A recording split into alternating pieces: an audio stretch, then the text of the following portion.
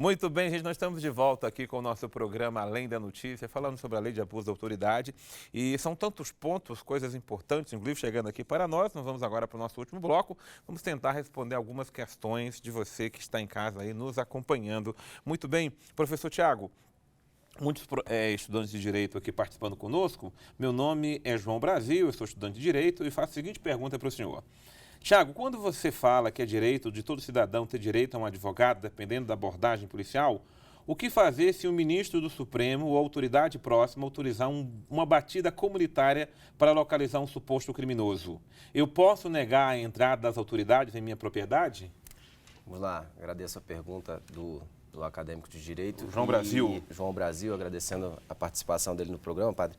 É uma situação complexa, porque veja só, o mandado de busca e apreensão e o mandado de prisão, ele precisa identificar quem que é o alvo da investigação. Sim. Então, eu não posso determinar uma busca e apreensão comunitária, né? Deveria o magistrado indicar quem que é o verdadeiro alvo. Existindo uma determinação judicial, o cidadão não pode, sob pena de responder pelo crime de desobediência, recusar a franquear o acesso da autoridade estatal à sua residência ou àquele local. Então, nós precisamos deixar isso bem claro, até por uma questão de cidadania. Sim. O indivíduo tem o direito de contar com a assistência do advogado? Sim. Esse direito existe a partir do momento em que se está sendo formalizado algum documento que vá para o processo. Então, é importante dizer, não é porque o policial abordou o sujeito e falou mão na cabeça que eu vou dizer, não vou colocar a mão na cabeça e eu quero um advogado. Não, primeiro eu obedeço a ordem, depois, se conduzido à delegacia for, aí eu terei o direito a contar com o auxílio do meu advogado. O agente do Estado chega à residência, apresenta um mandado de busca e apreensão ou de prisão, o que o indivíduo faz? Ele atende às determinações da autoridade e depois, na sequência, ele vai ter o direito a ter contato dele com o advogado. O advogado não é para fiscalizar o ato do agente do Estado, e sim para fiscalizar e atuar na defesa do indivíduo no âmbito do processo. Tá? E aí, só para complementar, padre, o que nós falamos a respeito da identificação do policial, e eu compreendo o questionamento que nos foi dirigido e também a ponderação do desembargador Bellinati. O que me preocupa é que o brasileiro é criativo, seja para o bem ou seja para o mal. E essa questão da identificação do policial me parece ser algo relevante, porque nós tivemos já episódios no Brasil de, por exemplo, combate à dengue. O agente de combate à dengue batia na porta da casa do indivíduo, se identificava como sendo alguém com aquela atividade e quando ele entrava na residência ele anunciava um assalto. Então percebam, se nós não tivermos a identificação de quem está representando o Estado em uma ou outra atividade, vai permitir ao cidadão de bem saber se é alguém que está efetivamente representando o Estado ou não, só com a identificação que eu entendo ser inclusive possível. esse assalto que teve ali no aeroporto de São Paulo, os bandidos falsificaram até carro da polícia. Até o carro. Então, eles falsificariam também a identidade funcional, né? Mas, de repente, permitir pelo menos que o cidadão saiba o nome daquela pessoa, ainda que seja um nome que o bandido vai usar falsamente, mas o policial não vai poder usar falsamente. Me preocupa também a questão da segurança dos policiais. Mas aí é um outro ponto que, e aí, como bem ponderou o desembargador Bellinati, precisaria de uma melhor reflexão em torno desse assunto. Certo. Nosso desembargador Bellinati, a pergunta chega para o senhor é o seguinte. Desembargador, o tema é instigante.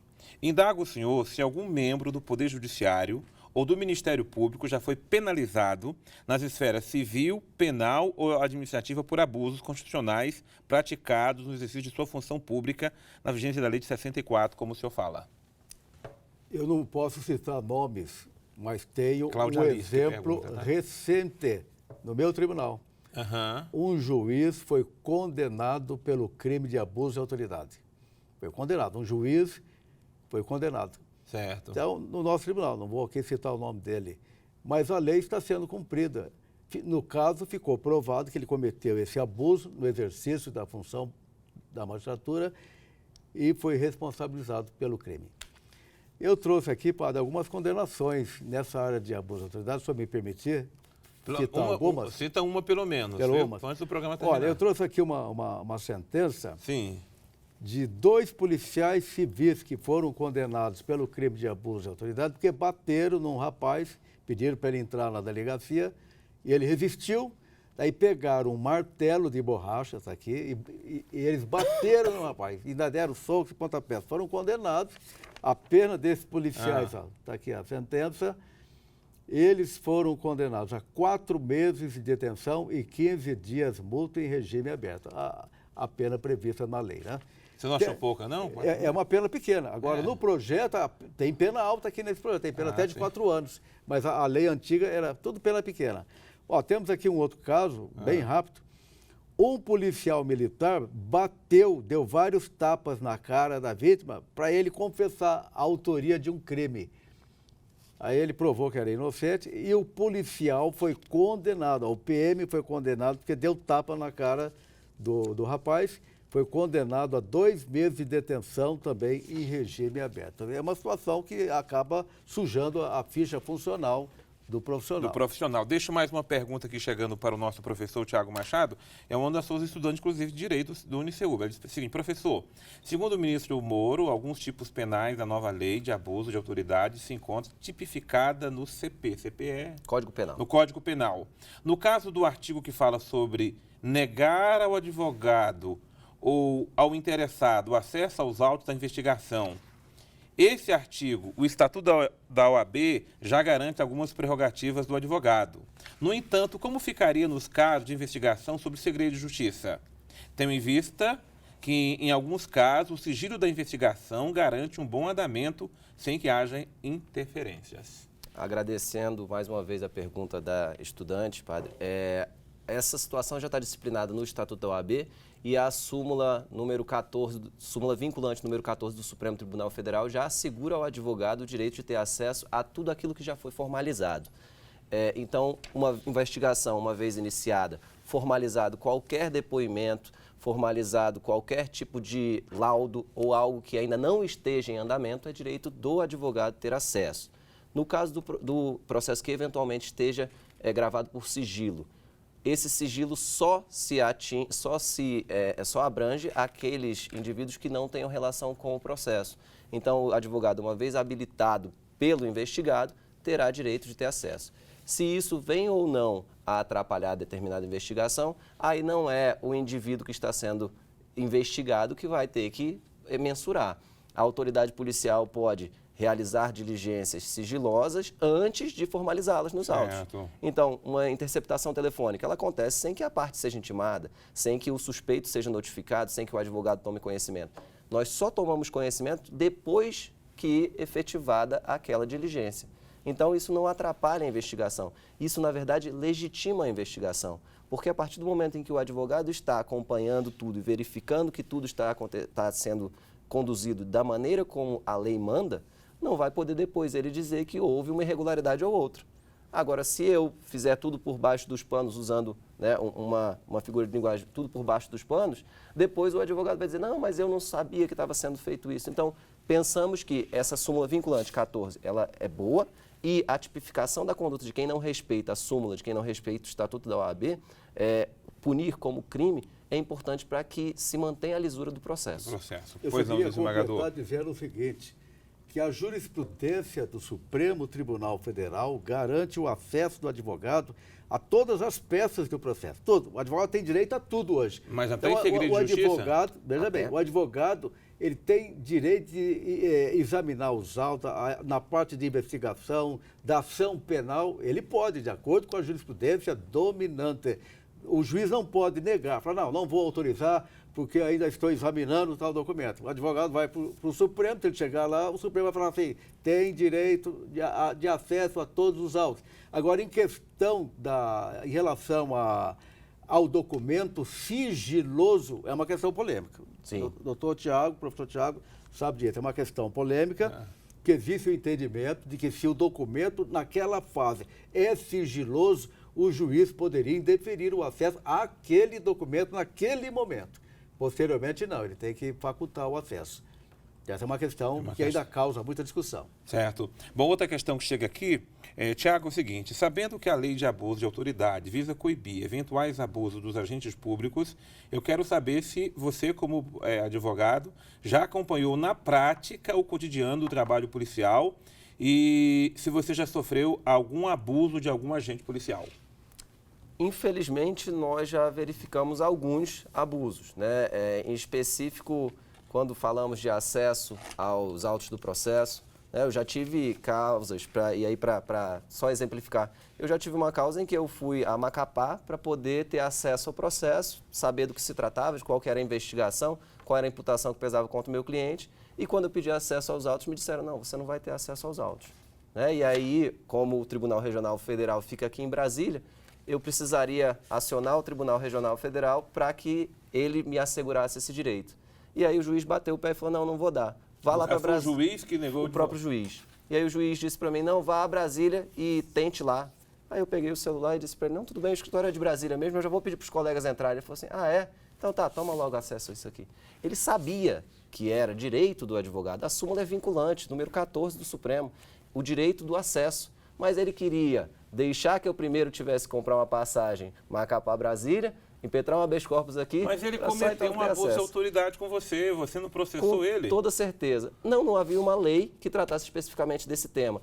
E vale dizer, o Estatuto da OAB, à época, não contemplava isso como sendo um ato passível de punição. Então, nós tínhamos uma situação que... A nova lei já está contemplando isso? A nova lei já está contemplando. O novo projeto pune qualquer excesso de autoridade. Pode ser da política, e o senhor ainda acha que ela tem que ser inovada mais ainda, né? Ela tem que ser aperfeiçoada. Aperfeiçoada ainda existem erros no texto. Por isso a crítica das associações dizendo que faltou diálogo com o Congresso Nacional. Mas olha, você pergunta se as autoridades estão sendo punidas. Eu trago aqui também uma sentença. Ó. Uma delegada de polícia de Brasília foi condenada porque prendeu uma mulher que internou a filha numa clínica de recuperação de drogados. Então, ela achou que a mãe tinha internado a filha ilegalmente, estava colocando a filha em cárcere privado. Daí a delegada recebeu essa denúncia, foi lá e prendeu a mãe. Daí foi à clínica, pessoalmente, essa delegada, e falou com o funcionário. A fulana está internada, aí está internada. É você que recebeu? Sim, então o senhor está preso também. Prendeu o funcionário da clínica. Essa delegada foi condenada por 2-1 na turma. Um desembargador votou a favor dela, reconhecendo que ela era muito jovem, tinha 30 anos, não tinha muita experiência, mas 2 desembargadores votaram pela condenação pelo crime de abuso de autoridade. Mas dependendo da idade, tem muita gente jovem que se sente muito autoritária, viu? Mas... Tudo bem, são desembargadores que julgaram, né? Tudo caso. Gente, olha, tá bom demais conversar com vocês. Nós temos que fazer outro programa sobre... Tem pessoa também da cadeia. Hein? A polícia que bateu num rapaz dentro da viatura policial, tá aqui a sentença. Tá também a sentença. O policial foi condenado também. Outra, moradores de rua. O prefeito mandou expulsar moradores de rua da cidade, foi condenado também. Não pode fazer isso. Abuso de autoridade. E um tapa na orelha, padre. Ó, tapa na orelha durante revista pessoal. A polícia deu um tapa. Abuso de autoridade. No rapaz, estava sendo Meus queridos, e foi condenado. Nós estamos aí já com o nosso tempo muito cruel conosco. Eu gostaria das considerações finais de vocês. Eu já agradeço a participação de vocês e deixo para vocês fazerem pouco tempo a consideração final da participação de vocês no programa. Mais uma vez, Padre Roger, agradecer esse convite, né, que me foi dirigido. Agradecer a todos os telespectadores que... dedicaram o seu tempo a aprofundar um pouquinho o estudo nesse tema. E a minha consideração final quanto a esse projeto é quem deve, não teme. Quem não deve, não teme. Né? Quem não estiver cometendo abuso de autoridade não tem por que temer essa lei. É uma lei que só vai, de alguma forma, enquadrar aqueles que estão fora da lei. E eu penso o seguinte, se nós estivéssemos falando de fake news, quem não divulga fake news, teria algum tipo de restrição a proibir as fake news? Não. É a mesma coisa. Eu não tenho nenhuma preocupação que a pena do estupro aumente. Eu não tenho pretensão nenhuma de praticar. Então, esse movimento que existe quanto ao abuso de autoridade me parece querer manter aqueles resquícios de abuso de autoridade que estão incrustados na atividade do nosso Estado. Muito obrigado, agradecimento. Muito obrigado. Meu desembargador Roberto Bellinati, suas palavras finais. Eu quero dizer o seguinte, nós do Poder Judiciário nunca iremos tolerar abuso de autoridade, nenhuma violação aos direitos humanos, a todos os princípios fundamentais, sobretudo de agentes públicos, tenho certeza disso. Aquele que cair na rede vai ser condenado pelo judiciário. Mas o apelo que eu faço é que o presidente Bolsonaro vete alguns artigos desse projeto, porque estão com imperfeições, e futuramente novo projeto seja levado a debate no Congresso Nacional. E quero dizer mais, que o judiciário examine com serenidade a lei a nova lei do abuso de autoridade. Ó. Não se pode interpretar qualquer ação como abuso de autoridade. É necessário equilíbrio para não engessar a atuação das autoridades e, ao mesmo tempo, garantir a tipificação do abuso de autoridade quando necessário. Então, tenho certeza disso, que o Poder Judiciário está atento e não vai permitir que isso aconteça. Aquele que cair na rede, repito, vai responder pelo crime que praticar. Muitíssimo obrigado. Eu quero dizer, junto com vocês, que todos nós estamos sujeitos à lei.